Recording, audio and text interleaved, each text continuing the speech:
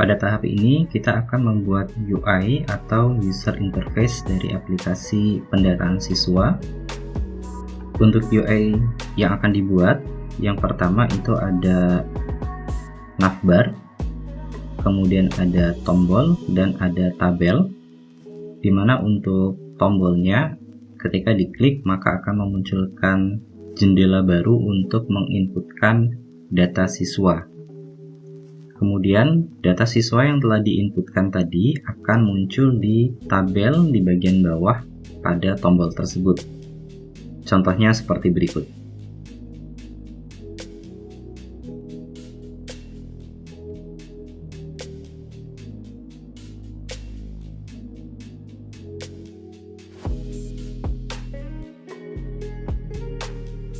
Data yang akan kita tampilkan di tabel hanya beberapa saja. Di sini tombol detail akan menampilkan detail dari data siswa yang terpilih. Kemudian untuk tombol update akan menampilkan jendela untuk update data. Dan terakhir tombol delete yaitu untuk menghapus data tersebut. Untuk pembuatan UI ini kita akan menggunakan framework CSS Bootstrap. Bisa dilihat di situsnya yaitu getbootstrap.com. Sebagai contoh, ketika kita hendak membuat tombol, kita bisa melihat ada komponen button.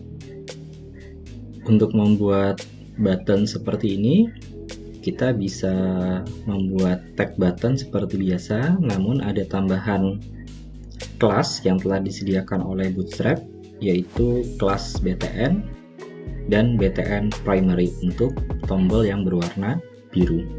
Kita langsung saja untuk mempersiapkan proyeknya terlebih dahulu.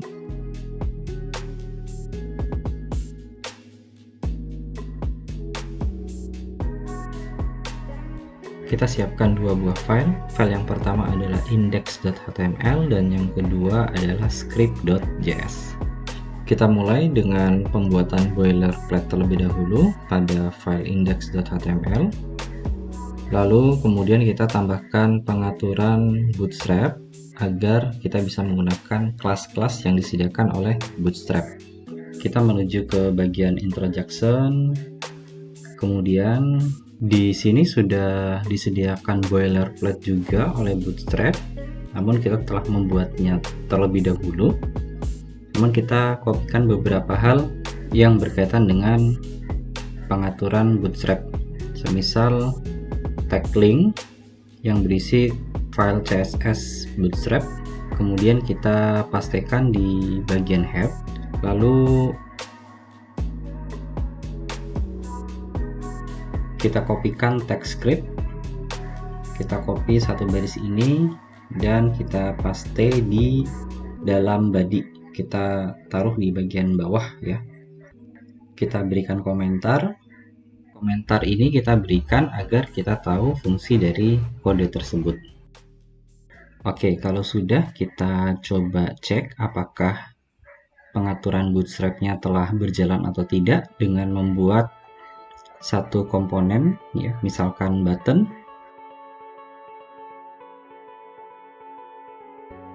Oke, hasilnya ternyata sesuai dengan UI dari Bootstrap, berarti Bootstrap-nya telah berjalan. Kita bisa hapus kembali kode tersebut. Nah, untuk bagian yang pertama kita akan membuat bagian atas ini yaitu navbar. Kita bisa mencari komponen navbar pada dokumentasi Bootstrap. Nah, kita coba ambil contoh navbar yang sederhana.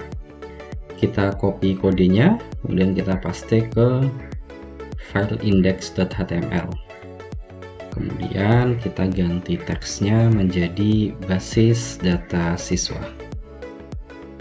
Terlihat sudah ada navbarnya. Di sini untuk kelas container fluidnya kita ganti menjadi container agar tulisan di bagian navbarnya agak sedikit menjorok ke dalam. Untuk backgroundnya navbar sendiri kita coba ganti dengan warna hitam. Di sini ada color scheme.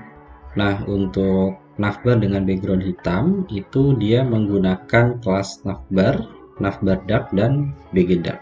Nah, kita perlu sesuaikan kelas tersebut apakah sudah ada pada nav yang kita miliki atau belum.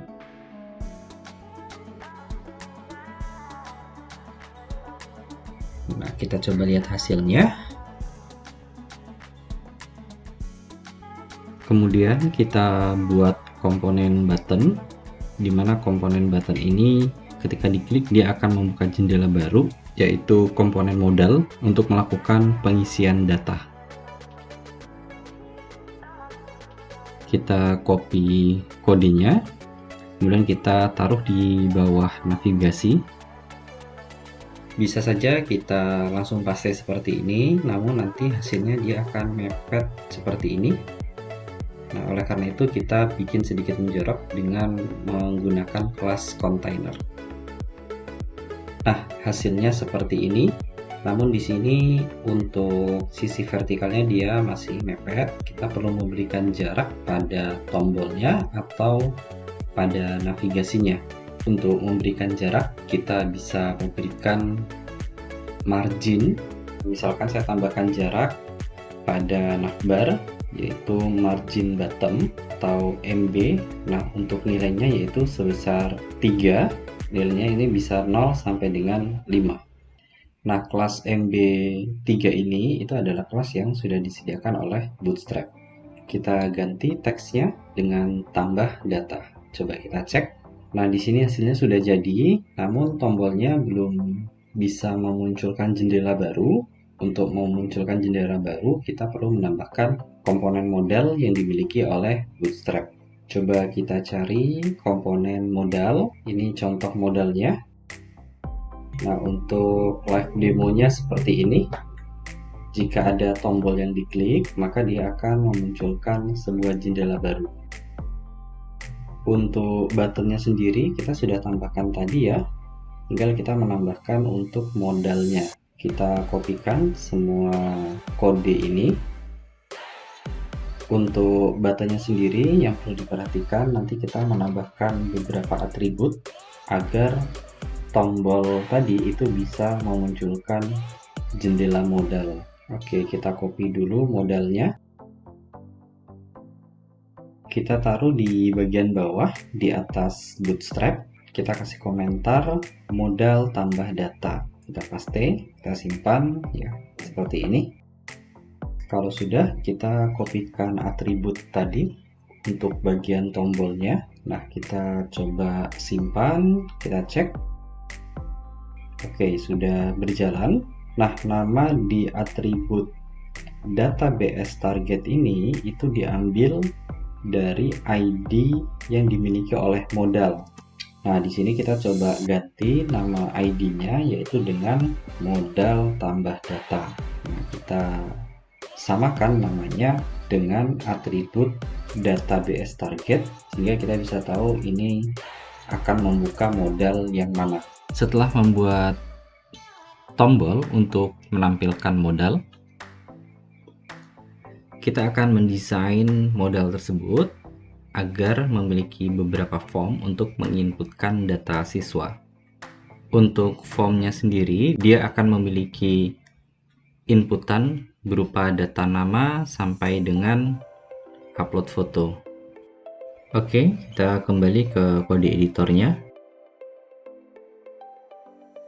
Di sini ada modal title, kita ganti dengan input data siswa. Kemudian ada bagian body, di sini bodinya masih kosong, sehingga kita perlu menambahkan form di dalam body tersebut. Kita coba ke dokumentasi Bootstrap untuk melihat contoh form yang disediakan. Nah, di sini untuk inputan pada sebuah form itu dia dibungkus oleh sebuah tag div dengan kelas MB3. Di mana kelas MB3 itu adalah margin bottom dengan jarak 3 untuk memberikan jarak dengan form input di bawahnya. Dan di dalam tag div tersebut terdapat tag label dan juga tag inputnya. Nah, kita kembali ke kode editor. Kita bisa membuat tag form. Untuk atribut actionnya bisa kita hapus.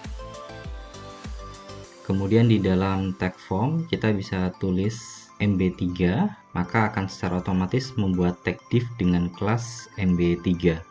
Namun sebelum menuliskan kolom inputan, kita akan membuat desain form yang terbagi menjadi dua bagian, yaitu sebagian sebelah kiri dan bagian sebelah kanan. Sehingga untuk menerapkan hal tersebut, kita membutuhkan kelas row dan juga kelas call atau kolom. Sehingga di dalam kelas row ada dua kelas call di dalamnya.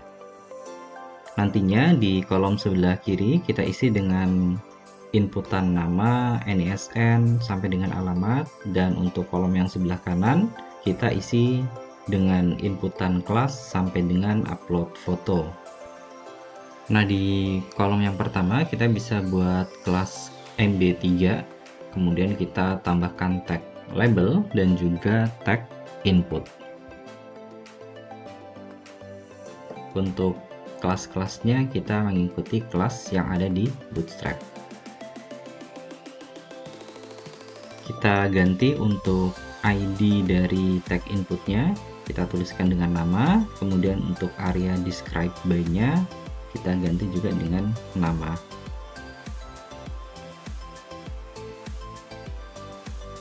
Nah, untuk for pada label kita isikan dengan nama ID pada input. Nah, ini tujuannya agar dimana ketika teks tulisan nama lengkap ini saya klik, maka dia akan mengaktifkan inputan di bawahnya.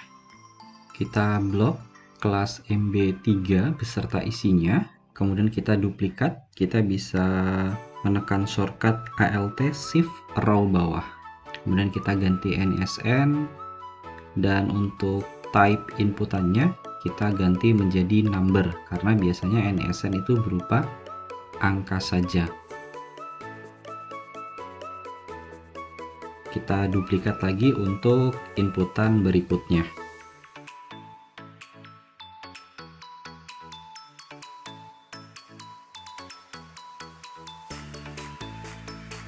Untuk jenis kelamin, di sini inputannya bukan input seperti sebelumnya, seperti ini, namun dia bentuknya berupa drop down.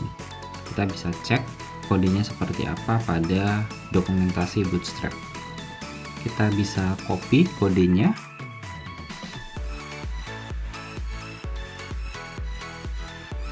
Untuk option dari dropnya sendiri kita hanya memerlukan 2 saja, sehingga lainnya bisa kita hapus. Kemudian untuk optionnya kita bisa buat pria dan wanita. Untuk value-nya sendiri kita bisa tuliskan pria. Nantinya value ini akan disimpan ke Firebase, atau bisa juga kita gunakan inisial, misalkan P untuk pria, W untuk wanita.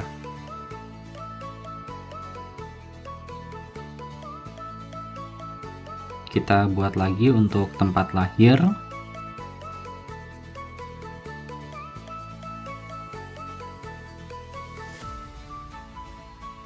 Tipe inputannya berupa teks.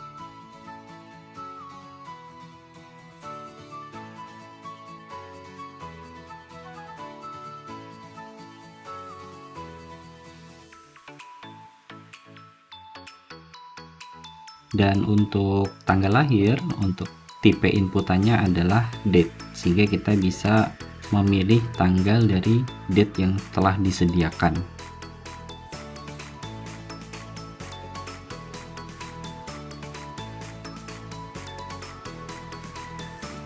Dan berikutnya yaitu alamat. Nah, untuk alamat di sini kita tidak menggunakan tag input, kita bisa menggunakan tag text area. Mengapa? Karena tag input hanya menerima masukan berupa 1 baris, sedangkan text area itu bisa beberapa baris. Karena untuk alamat bisa jadi lebih dari 1 baris.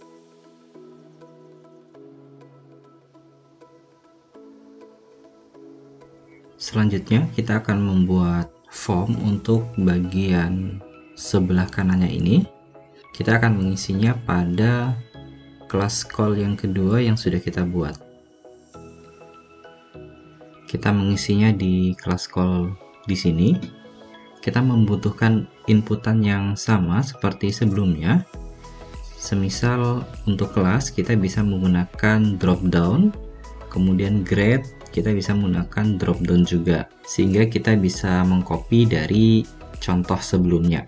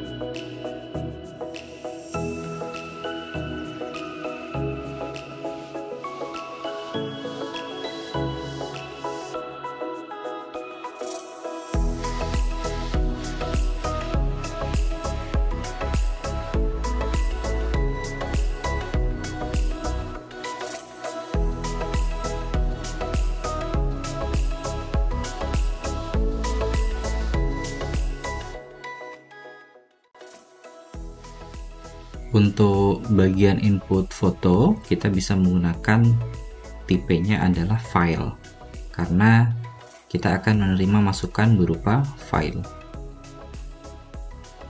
Untuk tampilan modalnya sendiri, sepertinya masih kurang lebar, sehingga perlu kita buat bentuk modal yang sedikit lebih lebar. Kita bisa cek dokumentasi modal pada Bootstrap. Kemudian ada optional size, kemudian ada kelas modal SM untuk ukuran yang kecil, kemudian untuk ukuran yang defaultnya tidak ada kelasnya, dan untuk ukuran yang large ini menggunakan kelas modal LG, dan untuk yang extra large itu menggunakan kelas modal XL. Nah, kita coba menggunakan kelas modal XL. Kita lihat di bagian awal modalnya, di bagian atas ini kita tambahkan kelas yaitu modal XL. Modalnya sudah lebih lebar dari sebelumnya. Selanjutnya kita akan membuat tombol simpan. Tombol simpan kita akan taruh di dalam tag form, sehingga untuk tombol bawaan ini tidak kita gunakan, bisa kita hapus.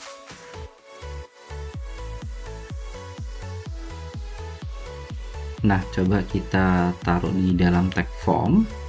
Kita coba tutup dulu kolom-kolom yang sudah kita buat. Ini adalah kolom pertama, terus ini kolom kedua, biar kodenya terlihat lebih ringkas. Di bawah kelas call yang kedua kita buat lagi kelas row, kemudian di dalam kelas row kita buat satu kelas kolom, lalu kita tambahkan elemen button.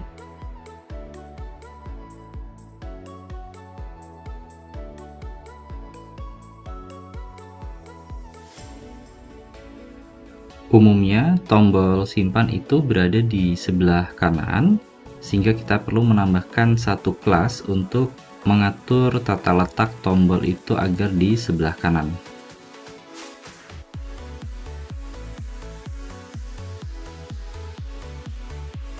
Kemudian ketika tombol simpan ini diklik, harusnya modal yang sedang terbuka ini dia akan tertutup secara otomatis, sehingga kita perlu menambahkan satu atribut baru lagi, yaitu data BS dismiss dengan nilai modal.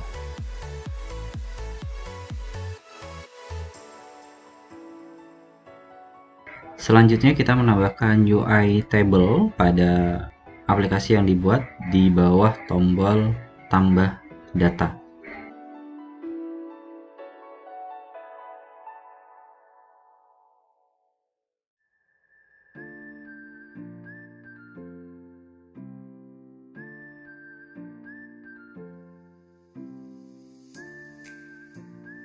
Jangan lupa tambahkan margin top pada tabel sehingga memiliki ruang antara tabel dan tombol.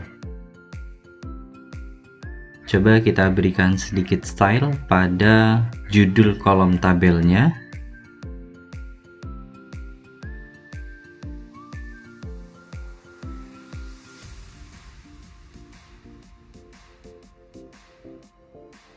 Kemudian kita coba sesuaikan kolom-kolom yang akan ditampilkan pada tabel.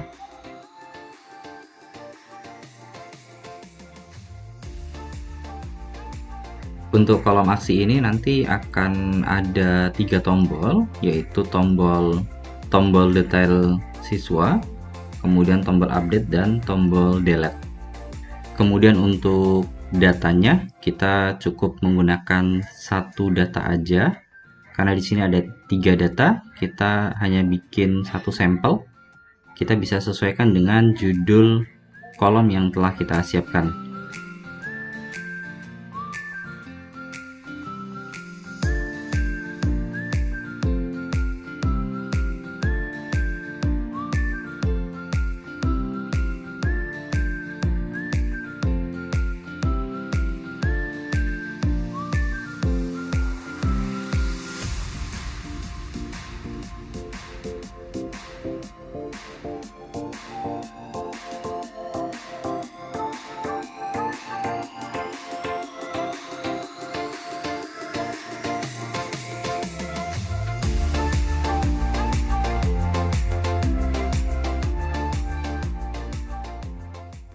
Hasilnya seperti ini. Kita perlu rapikan sedikit untuk perataan teksnya.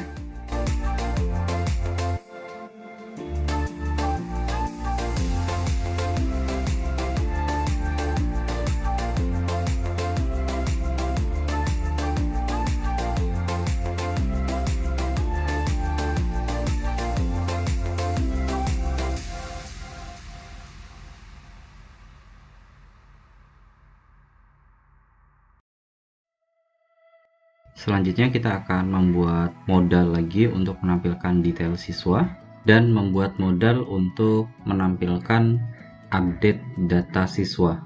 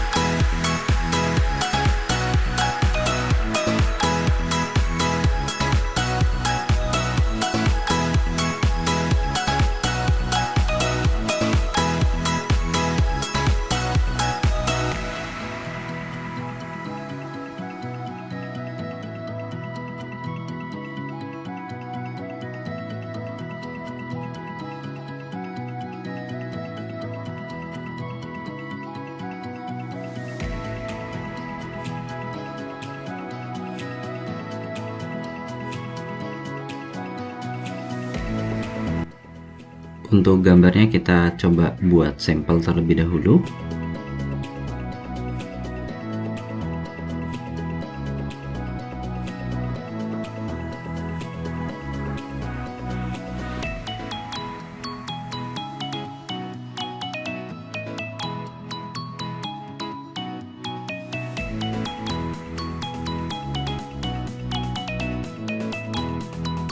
Untuk berikutnya sama juga kita buat satu sampel terlebih dahulu.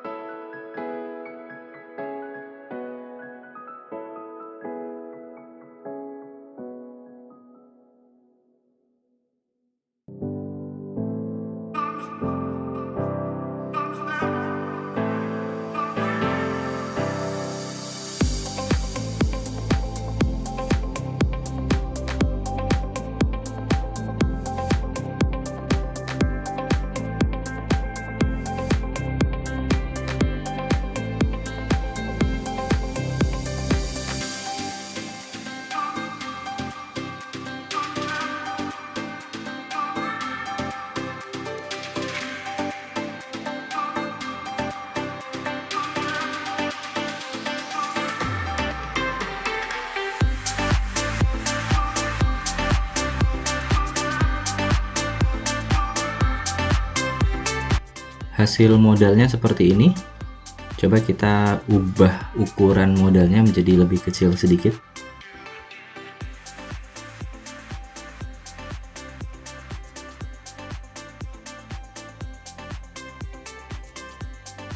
Selanjutnya kita buat model untuk update data.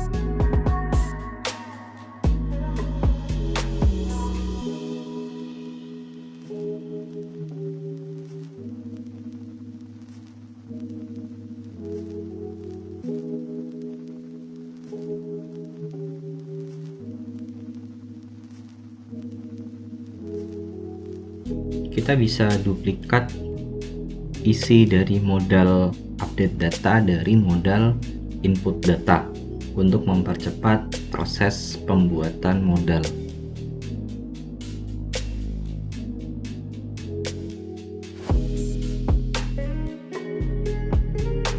Selanjutnya tinggal disesuaikan untuk penamaan ID dari masing-masing elemen HTML-nya.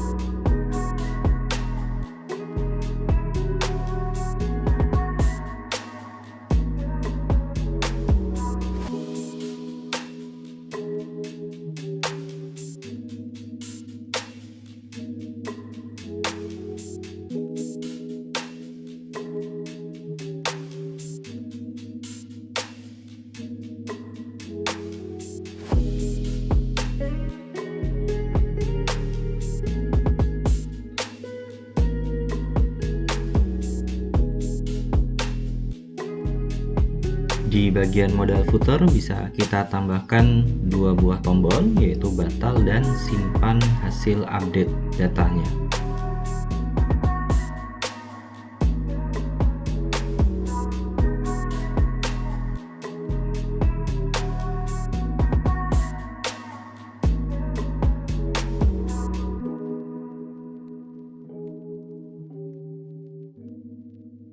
Untuk hasil akhir UI-nya kira-kira seperti ini.